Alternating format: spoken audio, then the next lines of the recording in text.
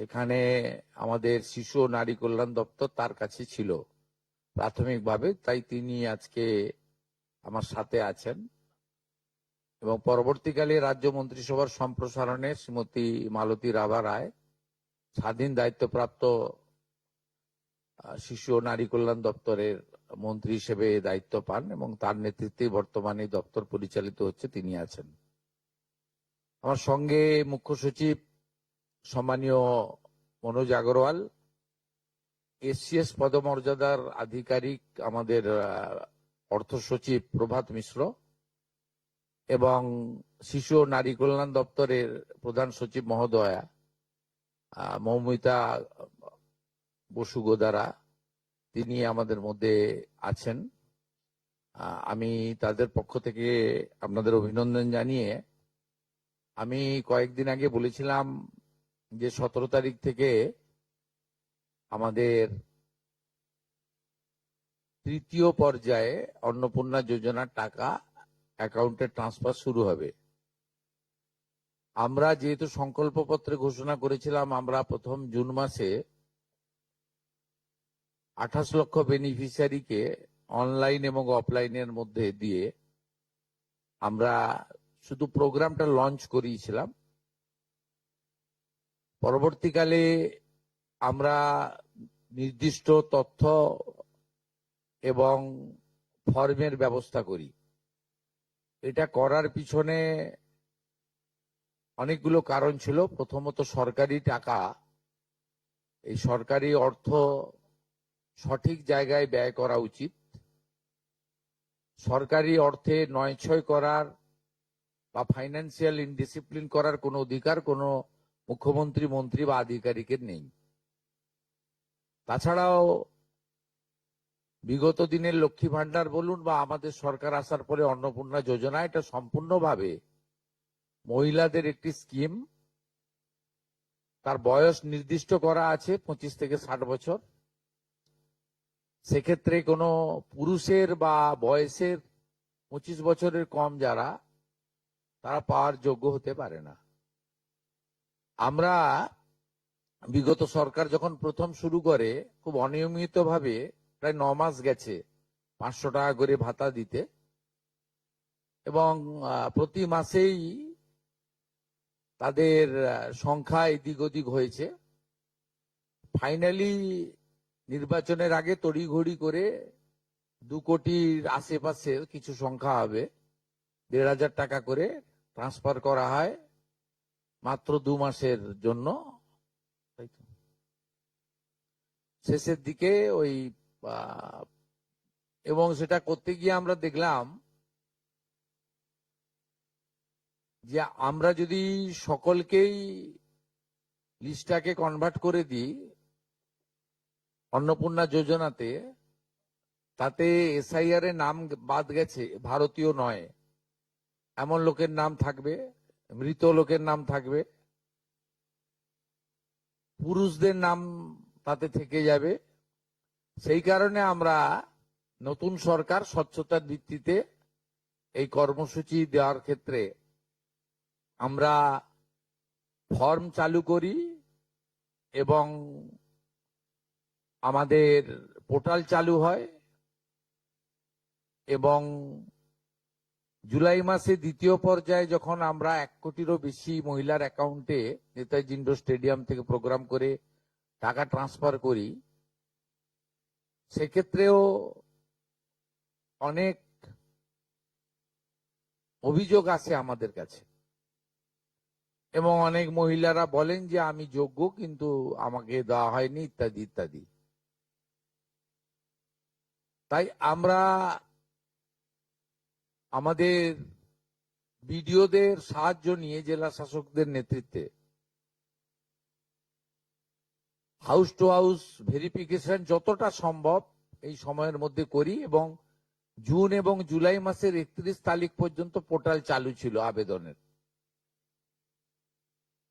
এবং এখানে প্রায় 1,70,00,000 বা তার থেকে একটু কিছু বেশি হবে, সংখ্যাটা আমি এই মুহূর্তে ডিটেলসে যাচ্ছি না। তারা আবেদন ইত্যাদি করেন, যার মধ্যে জুলাই মাসের প্রাপকরাও ছিলেন। অনেকের না পাওয়ার অভিযোগও ছিল, সংখ্যা অনেক।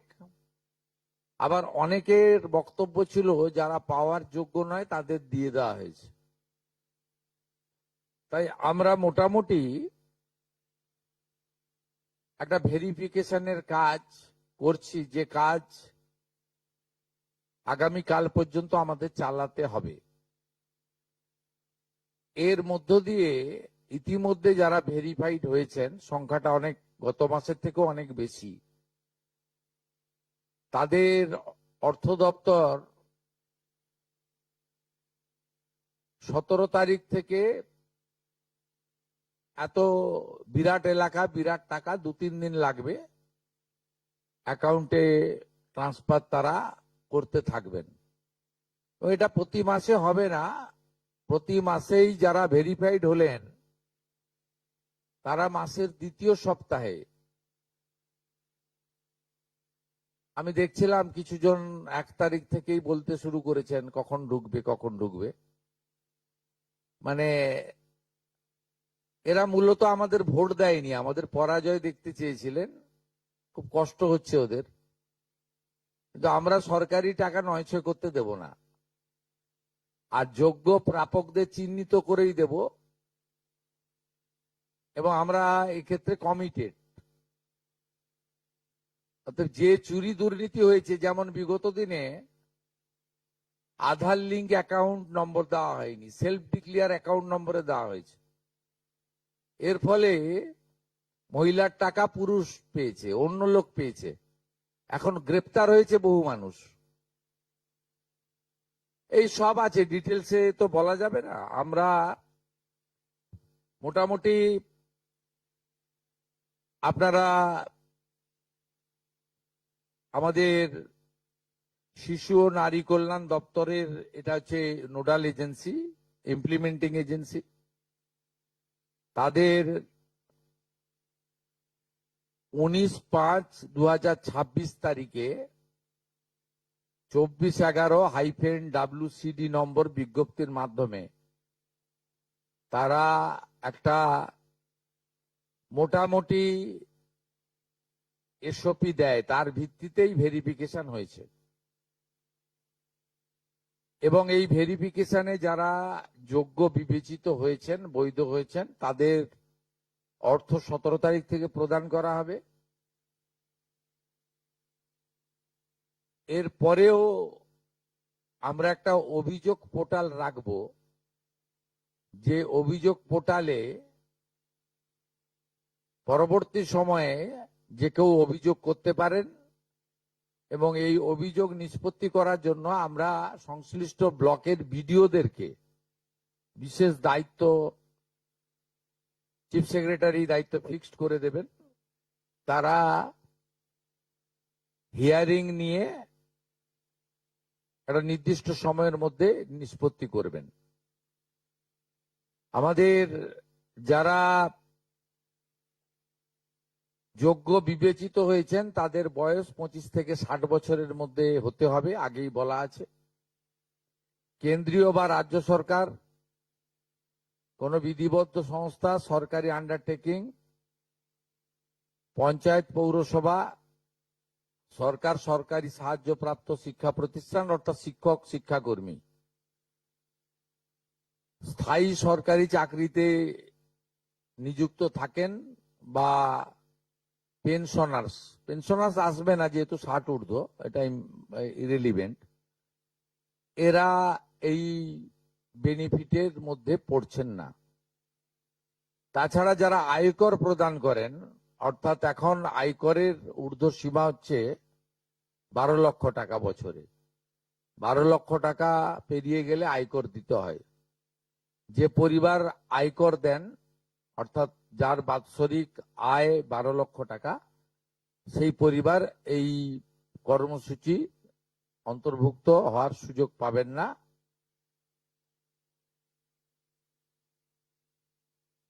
এবং যে মহিলা নিজে 10,000 টাকার বেশি নিজে উপার্জন করেন মাসে, তাকেও এর বিবেচনার মধ্যে প্রাথমিকভাবে আনা হয়নি। কিন্তু এক্ষেত্রে যারা ক্যাজুয়াল কন্ট্রাকচুয়াল মানে বাড়ির পুরুষ মানুষরা, তাদের বাড়ির পরিবারের স্ত্রী বা অন্যরা বিবেচিত হবেন। যদি কোনো মহিলা, এটা একটি নারী অর্থনৈতিক সশক্তিকরণের স্কিম, সেক্ষেত্রে যিনি সরাসরি নিজে 10,000 টাকার বেশি উপার্জন করেন তাকে বিবেচনা করা হবে না। 25 থেকে 60-এর মধ্যে যারা 3,000 টাকার কম ভাতা পান, ধরুন উইডো পেনশন 1,500 টাকা এই মাস থেকে হয়েছে, গত মাস পর্যন্ত ছিল 1,000 টাকা, তাদেরকে হায়ারটা দেওয়া হচ্ছে, 3,000 টাকাটাই দেওয়া হচ্ছে অন্নপূর্ণা যোজনাতে। এই ধরনের যত স্কিম 25 থেকে 60 মহিলাদের রয়েছে, যারা 3,000 টাকার কম পান বিভিন্ন ভাতা, তাদেরকে 3,000 টাকার অন্নপূর্ণা যোজনার ভাতাটাই দেওয়া হচ্ছে। এক্ষেত্রে দুটি ক্ষেত্রে আমরা শিথিল করছি। একটা হচ্ছে দিব্যাঙ্গ ভাতা যারা পান তারা দুটো ভাতাই পাবেন। তারা দিব্যাঙ্গ ভাতা যেটা আগস্ট মাস থেকে 1,500 হয়ে যাবে সেটাও পাবেন, অন্নপূর্ণা যোজনা 3,000ও পাবেন, শুধুমাত্র ফিজিক্যালি চ্যালেঞ্জদের ক্ষেত্রে। আর পিএম কিষাণ সম্মান নিধির ক্ষেত্রে, এই দুটি ক্ষেত্রে আমরা এটাকে শিথিল রাখছি। এছাড়াও এর আগে যেটা অনেক মহিলার নাম বাদ চলে গেছিল, 3 কক্ষ বিশিষ্ট বাড়ি, এটা গ্রামের ক্ষেত্রে এক্সাম্পট করে দেওয়া হয়েছে। গ্রামের ক্ষেত্রে কোনো বাড়ির সংখ্যা রাখা হয়নি, শিথিল করে দেওয়া হয়েছে। অর্থাৎ গ্রামীণ এলাকার মহিলারা এবারে আরো বেশি সংখ্যায় সুযোগ পাবেন। তাদের ক্ষেত্রে, গ্রামীণ ক্ষেত্রে 3 কক্ষ বিশিষ্ট বাড়ি, যেটা জুলাই মাসে ওই ক্রাইটেরিয়াটা থাকার কারণে অনেকে বঞ্চিত হয়েছেন, এবারে আর বঞ্চিত তারা হচ্ছেন না। এবং শুধুমাত্র জমির পরিমাণের ক্ষেত্রেও যে 7টি কর্পোরেশন রয়েছে, সেখানে শুধুমাত্র 50 ডেসিমিলের বেশি জমির মালিকানা যারা কর্পোরেশন এলাকা, কলকাতা হাওড়া কর্পোরেশন এলাকা 7টি, পৌর এলাকা এবং গ্রামীণ এলাকাতে ছাড় দেওয়া হয়েছে জমির পরিমাণের ক্ষেত্রে। এর ফলেও আরো অধিক সংখ্যক মহিলা, গ্রামীণ মহিলারা বিশেষ করে, এবারে আপনার অর্থ পাওয়ার ক্ষেত্রে সুযোগ পাবেন। আমরা সরকারি অর্থ, নারী সশক্তিকরণ, নারীর অর্থনৈতিক ক্ষমতা বৃদ্ধি, এই লক্ষ্য রেখে প্রকৃত প্রাপকদেরকে আমরা দেব। এবং প্রাথমিকভাবে সংখ্যাটা 17 তারিখে মাননীয় মন্ত্রী মালতী রায় মহোদয় আপনাদের জানিয়ে দেবেন। 17 তারিখ বিকেলে। আমি সংখ্যাটা বলছি না, কিন্তু যে কয়েক লক্ষ মহিলা তারা জুলাই মাসে অর্থ থেকে বঞ্চিত হয়েছিলেন, এই 3 কক্ষ বিশিষ্ট বাড়ি বা জমির পরিমাণ ইত্যাদির কারণে তাদের ম্যাক্সিমামটাই এবারে আমরা সংযুক্ত করে দিয়েছি। তাই আমি বিশ্বাস করি যে আগস্ট মাসে প্রদেয় অর্থে 100% না হলেও 99% প্রকৃত প্রাপকদের হাতে আমরা পৌঁছে দিতে পারবো। এবং এর সাথে সাথে অভিযোগ পোর্টালও চালু করে দেবেন। যে অভিযোগ পোর্টালেও আমাদের দপ্তরের গাইডলাইনের বাইরে গিয়ে কেউ যদি পেয়ে থাকে আপনারা তথ্য দিয়ে সাহায্য করবেন রাজ্য সরকারকে। আর এই গাইডলাইনের মধ্যে থাকা কোনো দিদি বা বোন যদি বঞ্চিত হন তিনিও আপনারা আবেদন করবেন এবং এটা কন্টিনিউয়াস প্রসেসের মধ্যে থাকবে। এবং আমরা বিশ্বাস করি আগস্ট মাসে যে তালিকা হবে এই তালিকা আপনারা সবাই অ্যাপ্রিসিয়েট করবেন এবং প্রত্যেক মাসে দ্বিতীয় সপ্তাহে, যেহেতু সরকারের নিজস্ব তহবিল থেকে এটা দিতে হবে এবং টাকার অ্যামাউন্টটাও খুব বড়, অ্যামাউন্টটা যথেষ্ট বড়।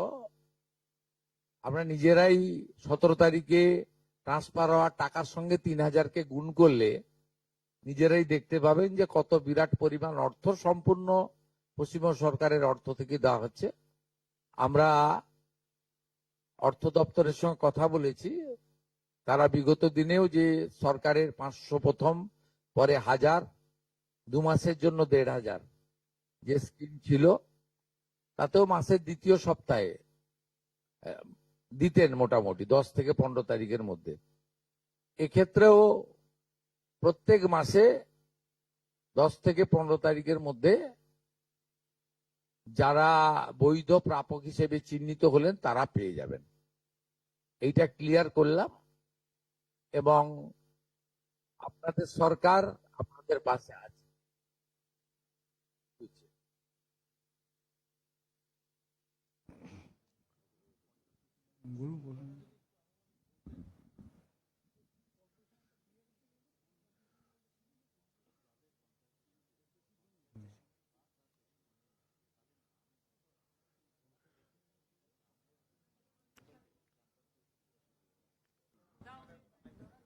बंद আছে। दादा दादा हिंदी थोड़ा अगर बोल दे, हिंदी में हिंदी में हिंदी में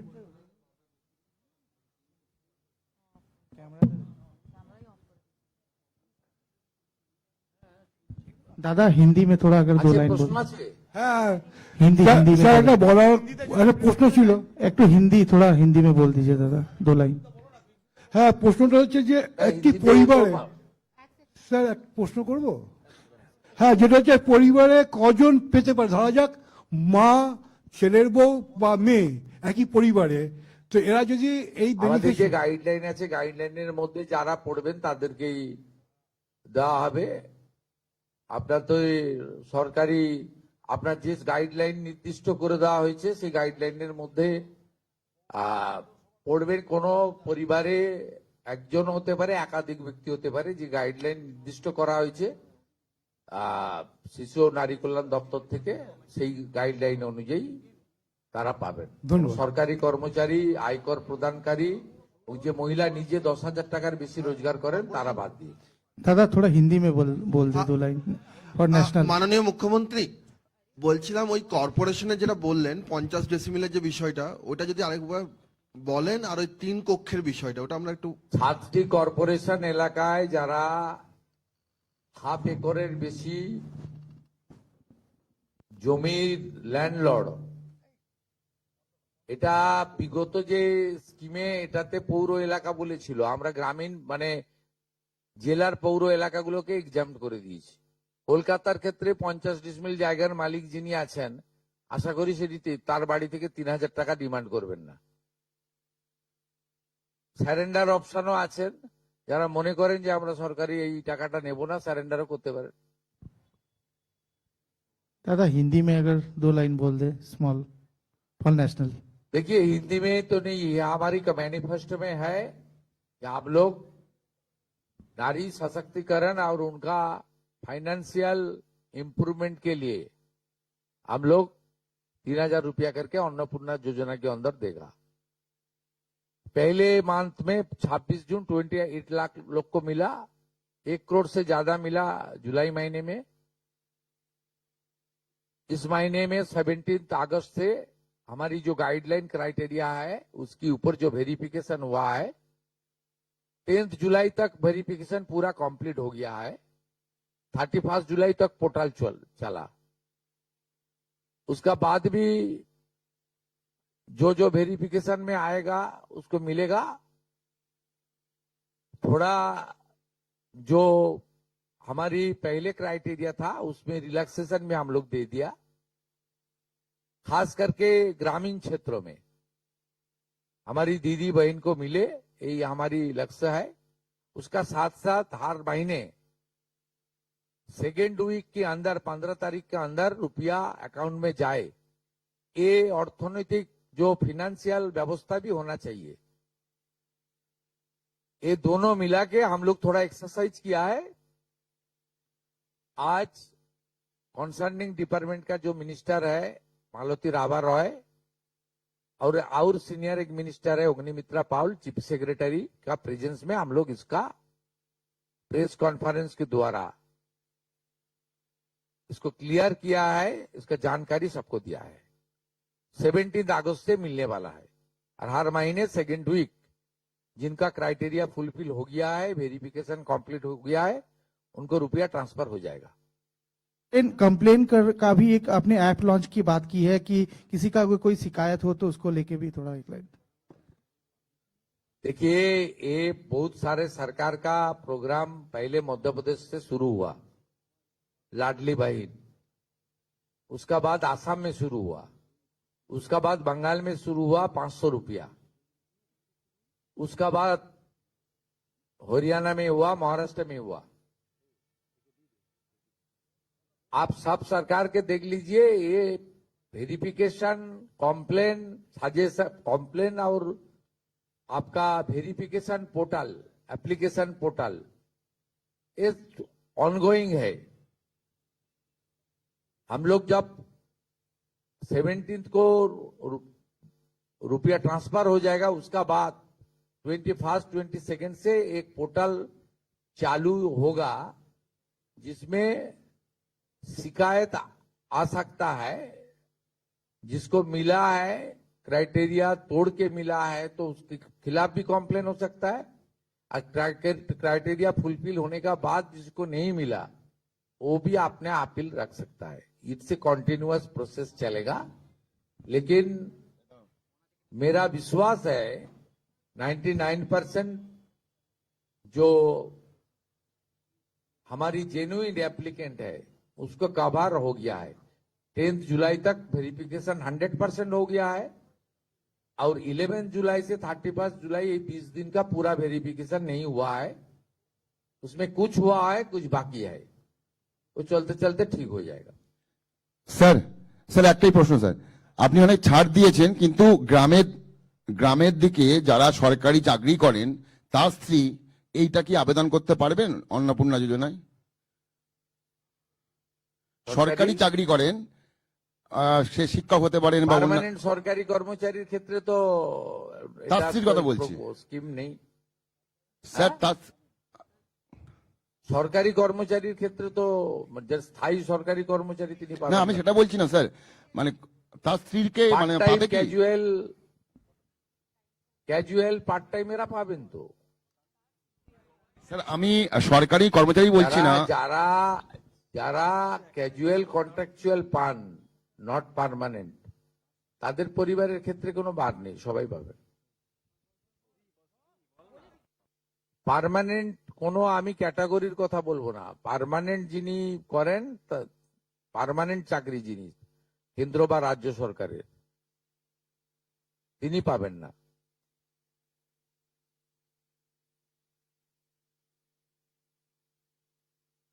ওনার ভাই স্ত্রী পেতে পারেন, ওনার বাড়ি, ওনার বোন পেতে পারেন, কোনো রেস্ট্রিকশন নেই। আপনারা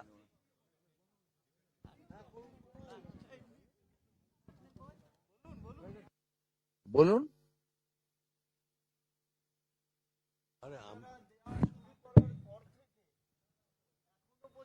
গভর্নমেন্ট ফান্ড কত খরচ হয়েছে আর কত হতে পারে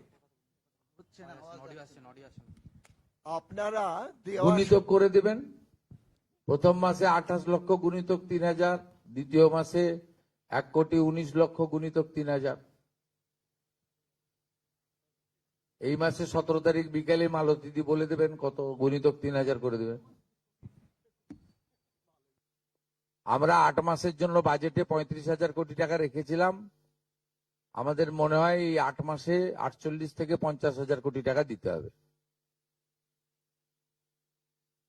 তার জন্য আমরা প্রস্তুত। আমরা অর্থ দপ্তরের সঙ্গে কথা বলেছি, ব্যবস্থা নিয়েছি, এবং আমরা প্রত্যেক মাসের, এর আগে যে সরকারের যে 500 টাকার স্কিম ছিল সেটাও 10 থেকে 15 তারিখের মধ্যে যেত, এটাও 10 থেকে 15 তারিখের মধ্যে প্রতি মাসে ভেরিফাইড লোকেরা যারা প্রাপক তারা পেয়ে যাবেন, এবং সম্পূর্ণ কমপ্লিট হয়ে গেলে আমরা কয়েক মাস পরে লিস্টও দিয়ে দিতে পারবো। এখন পোর্টালে আন্ডার ভেরিফিকেশন পেন্ডিং ও কিছু থাকতে পারে। আমার মনে হয় ম্যাক্সিমাম শর্ট আউট হয়ে গেছে। এর আগে যে প্রবলেমটা হয়েছিল তাতে কিছুটা অ্যাকাউন্টসের জন্য প্রবলেম হয়েছিল, অনেকের অ্যাকাউন্ট নাম্বারের সঙ্গে ব্যাংকের, সেটা সেই প্রবলেমের জন্য আমরা সলভ করে নিয়েছি ওটা।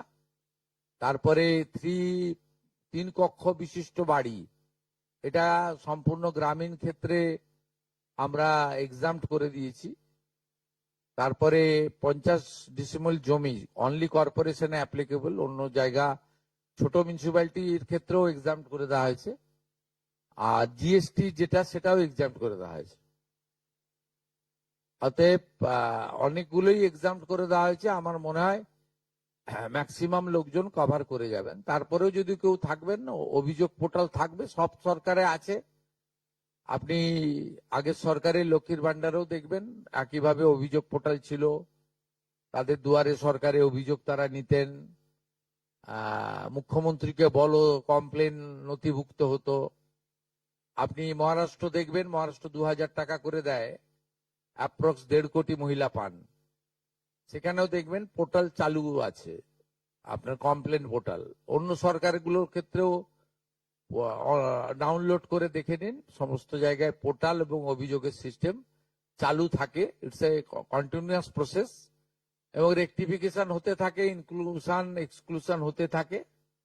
এটা কোনো নতুন কিছু নয়। কিন্তু আমাদের মেজর যে প্রবলেমটা ছিল, 80% আমরা মনে করি জুলাই মাসে ঠিকঠাক ছিল, 20% আমাদের ভুল ত্রুটি ছিল, বা কিছু কিছু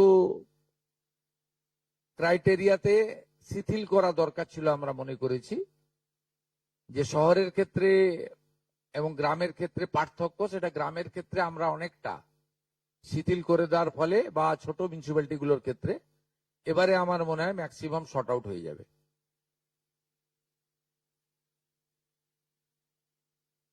থ্যাংক ইউ।